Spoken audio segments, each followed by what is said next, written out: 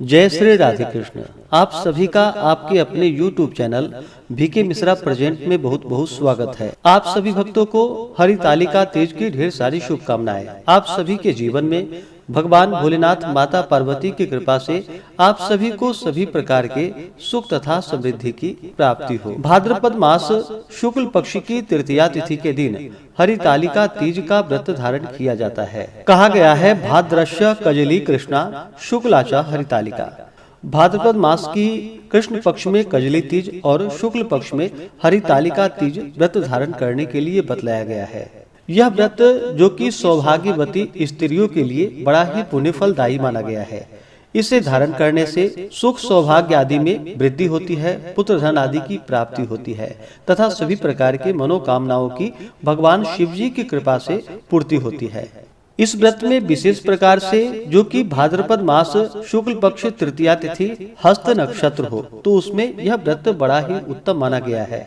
इसमें मुहूर्त मात्र हो तो भी पड़ा तिथि ग्राह्य की जाती है, क्योंकि द्वितीया पितामह की और चतुर्थी पुत्र की तिथि बतलाई गई है। अतः द्वितीया का योग हमेशा ही निषेध होता है और चतुर्थी का योग श्रेष्ठ होता है। शास्त्रों में इस व्रत के लिए तृतीया और चतुर्थी तिथि का ही माने बतलाया गया है। द्वितीया और तृतीया तिथि प्राप्त हो उस दिन व्रत को धारण नहीं करनी चाहिए, बल्कि तृतीया और चतुर्थी तिथि मिल जाए वह व्रत धारण करना चाहिए। वह पुत्र की तिथि मानी गई है। भाद्रपद मास शुक्ल पक्ष की तृतीया तिथि प्रारंभ समय 25 अगस्त 2025 दिन सोमवार दोपहर 12:37 और तृतीया तिथि की जो समाप्ति है वह 26 अगस्त 2025 दिन मंगलवार दोपहर 1:57 पे तृतीया तिथि की समाप्ति है। तो 25 अगस्त को जो कि द्वितीया और तृतीया मिला हुआ है, इस कारण से इस दिन व्रत धारण नहीं किया जाएगा। तृतीया और चतुर्थी जो कि 26 अगस्त को प्राप्त हो रहा है और इस दिन हस्त नक्षत्र भी बन रहा है, जो कि अगले दिन यानी कि 27 अगस्त की सुबह 6:04 तक हस्त नक्षत्र रहेगा, जो कि बड़ा ही अच्छा संयोग है। तो 26 अगस्त 2025 दिन मंगलवार को हरितालिका तीज का व्रत धारण किया जाएगा।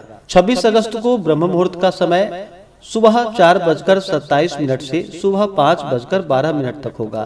सूर्योदय का समय सुबह 5:36, सूर्यास्त शाम 6:23 होगा।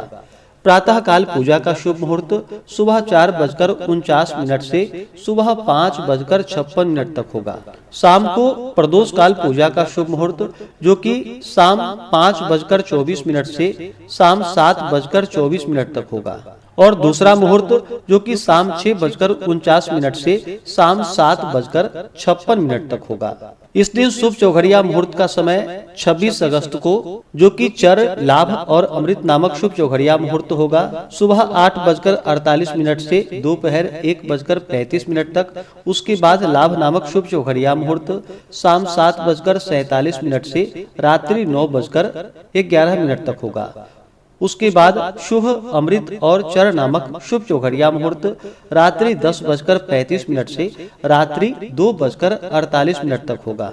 राहु काल का समय 26 अगस्त को दोपहर 3:11 से शाम 4:47 तक होगा। राहु काल समय के दौरान कोई भी शुभ कार्य या नया कार्य नहीं करना चाहिए, इस बात का ध्यान रखें। योग शादी होगा दोपहर 12:49 तक। उसके बाद शुभ योग होगा और नक्षत्र जो कि हस्त नक्षत्र अगले दिन सुबह 6:04 तक रहेगा।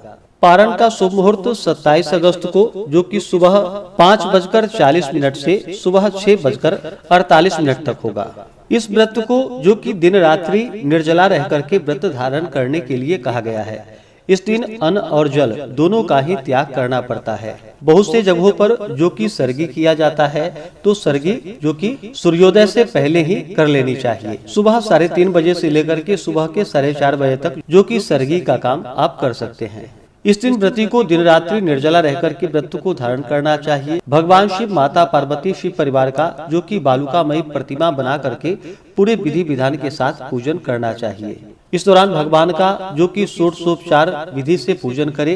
पूजन में भगवान का ध्यान, आवाहन, भगवान को आसन प्रदान करे, पाद्य प्रदान करे यानी कि जल से आचमनी करवाए, फिर जल का अर्घ्य प्रदान करे। उसके बाद फिर जल से आचमनी करवाए, भगवान को पंचामृत से स्नान करवाए। उसके बाद सफेद वस्त्र भगवान शिव जी को और माता पार्वती को लाल वस्त्र अर्पित करे। उसके बाद चंदन, रोली अर्पित करे, माता को सिंदूर चढ़ाए, सुहाग की वस्तुएं अर्पित करे, फिर अक्षय चढ़ाए, पुष्प माला चढ़ाए। भगवान शिव को बेलपत्र, भांग, धतूरा, शमी पत्र आदि अर्पित करे, माता पार्वती को बेलपत्र अर्पित करे। उसके बाद धूप और दीप दिखाएं, अनेक प्रकार के नैवेद्य आदि का भगवान को भोग लगाए, जल से आचमनी करवाएं। मुख शुद्धि के लिए पान पत्र, सुपारी, लौंग, इलायची के साथ में अर्पित करे, द्रव्य दक्षिणा चढ़ाएं। इसके बाद कथा श्रवण करे, भगवान की आरती, निराजन, पुष्पांजलि प्रार्थना करे। इस प्रकार से इस दिन भगवान का जो कि पूरे विधि विधान के साथ पूजन करना चाहिए।